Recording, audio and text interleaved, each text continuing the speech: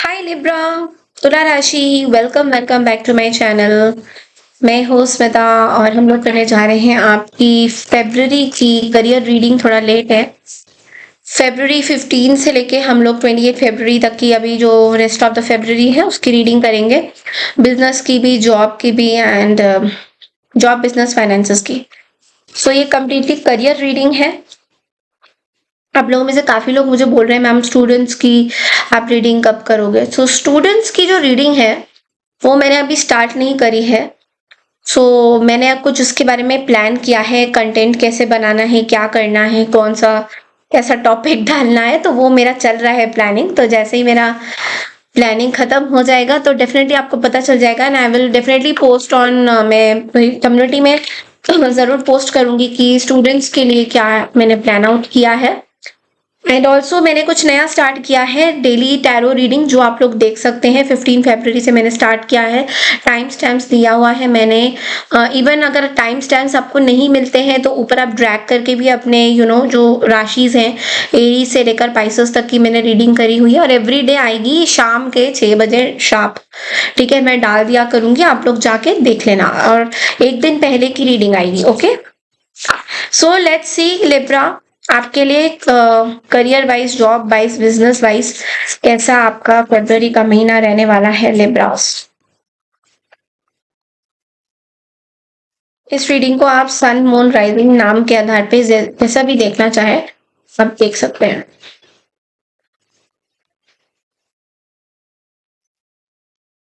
The death,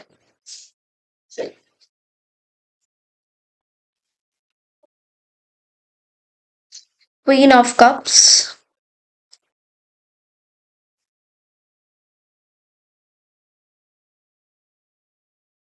10 of pentacles, page of pentacles, page of swords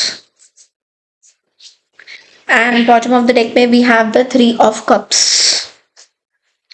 अब हम ये cards निकालेंगे जो जिनका बिजनेस है, खुद का काम है, उनके लिए 3 कार्ड्स निकालते हैं। लिब्रा के लिए फेब्रुअरी 15 से लेके यूनिवर्स 28 फेब्रुअरी तक, यूनिवर्स प्लीज बताइए लिब्रा के लिए क्या मैसेजेस हैं करियर में। ये खाली करियर रीडिंग है आपको।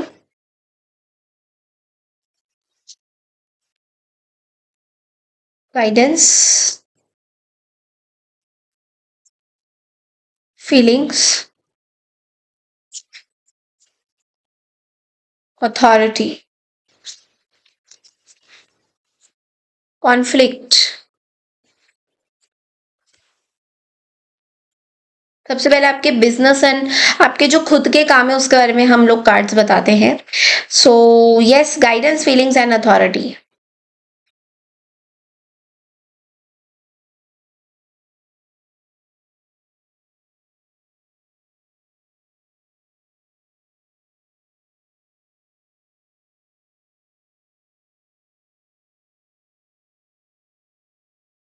लेकिन मुझे ऐसा लग रहा है कि जो भी आप काम करते हो अपना खुद का, वहां पे आपको बहुत प्रॉब्लम्स मिल रहा है, बहुत ऑब्स्टेकल्स आ रहे हैं, आपको समझ नहीं आ रहा है कि कहाँ सिचुएशन जा रही है, वेयर इट इज गोइंग, कहाँ जा रहा है। माइंड आपका बहुत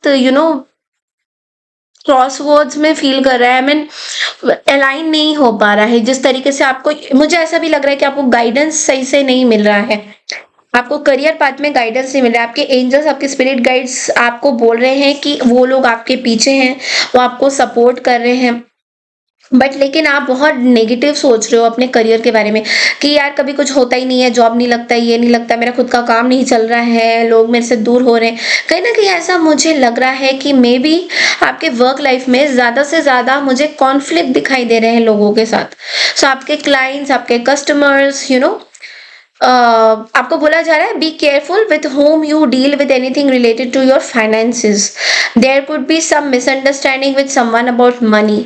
सो मनी वाइज में मुझे ऐसा लग रहा है कि कोई आपके मनी को बहुत कंट्रोल कर रहा है, somebody is trying to control your money।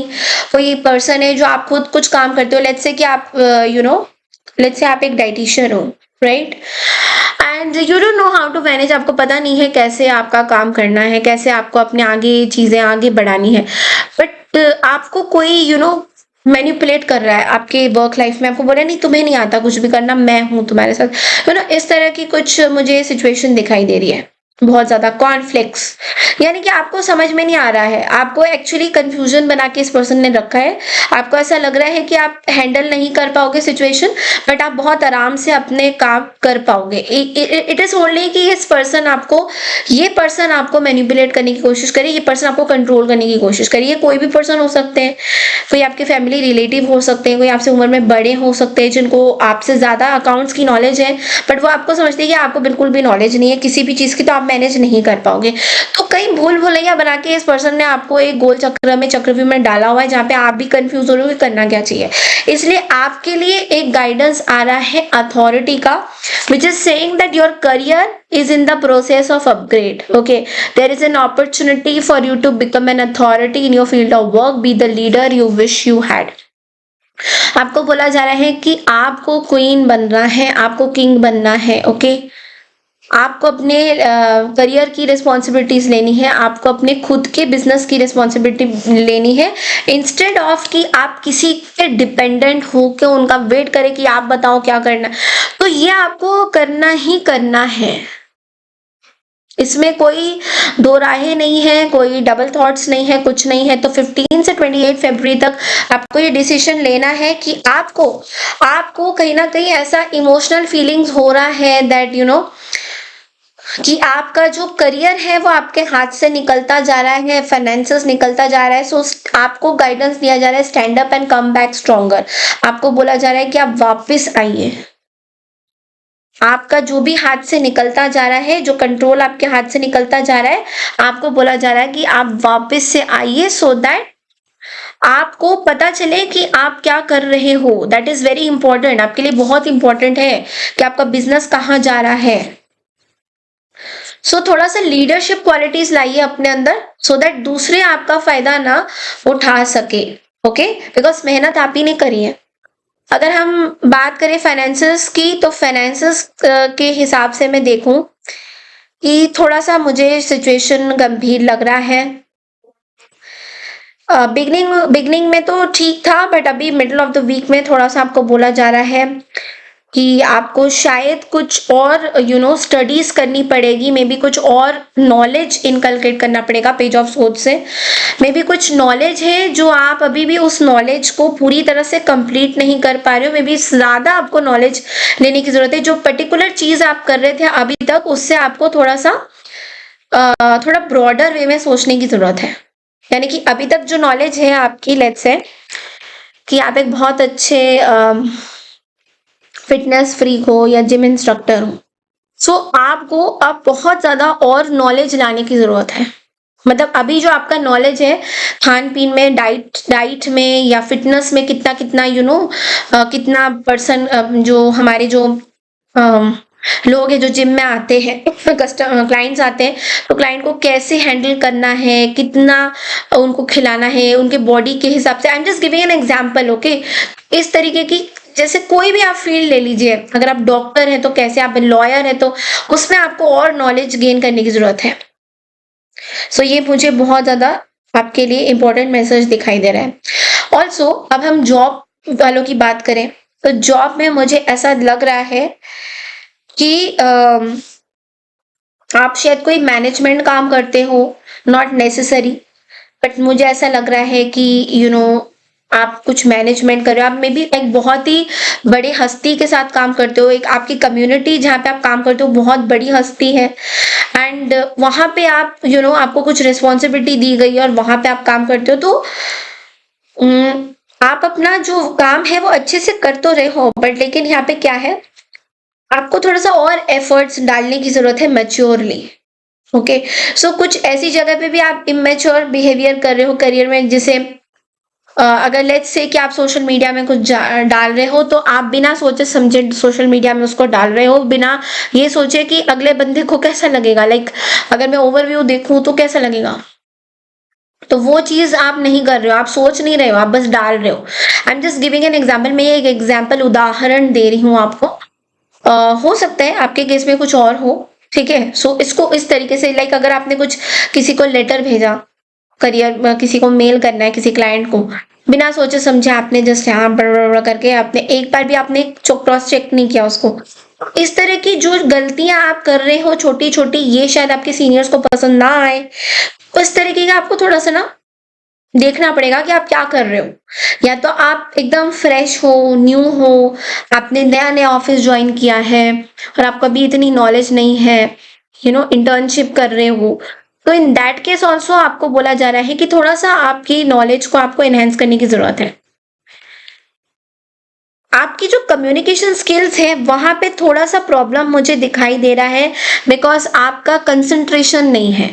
जो काम आप कर रहे हो उसमें पूरी तरह से फोकस नहीं है, इधर उधर ध्यान भटकता रहता है। मतलब एक आपने सपोज आपने एक मेल डाला, कुछ डाला, और अचानक से आपको ना किसी ऐसे रैंडम पर्सन की कुछ याद आ रही है, and just giving an example, and आप सोचने लग रहे हो उसके बारे में, और आपका जो मेल था वो वैसा का वैसे ही धरा रह गया and you are not sending, और उस वजह से क्या है, आपके सारे काम भी रुक रहे हैं और आपकी परफॉर्मेंस में भी बहुत लैकिंग आ रही है। It is because lack of concentration, focus, commitment towards work. आप जो कमिटेड हो, जो बोल रहे हो, लाइक सपोज आपने किसी को बोला मैं आज ये काम करूंगी, आज तक आपको, आज ये आपको इस डेट में ये काम मिल जाएगा, आपने ये बोल दिया, बट अगले दिन, उस दिन आप वो काम को पूरा नहीं कर पा रहे हो, और अगले दिन वो बंदा आपसे पूछ रहा है कि कहाँ है, आपने बोला था, आपने बोला ये ऐसे हो गया, मेरी तबीयत खराब हो गई, व्हाटसोएवर, आपने उसका बहाना बना दिया। तो ये चीजें हो रही है, दिस इज कॉल्ड कि आपके अंदर मैच्योरिटी नहीं आ रही है एफर्ट्स डालने के लिए। तो वो मैच्योरिटी बहुत इंपॉर्टेंट है अभी इस टाइम में, 15 से लेके 28 फरवरी तक आपको थोड़ा सा मैच्योरिटी लाना है।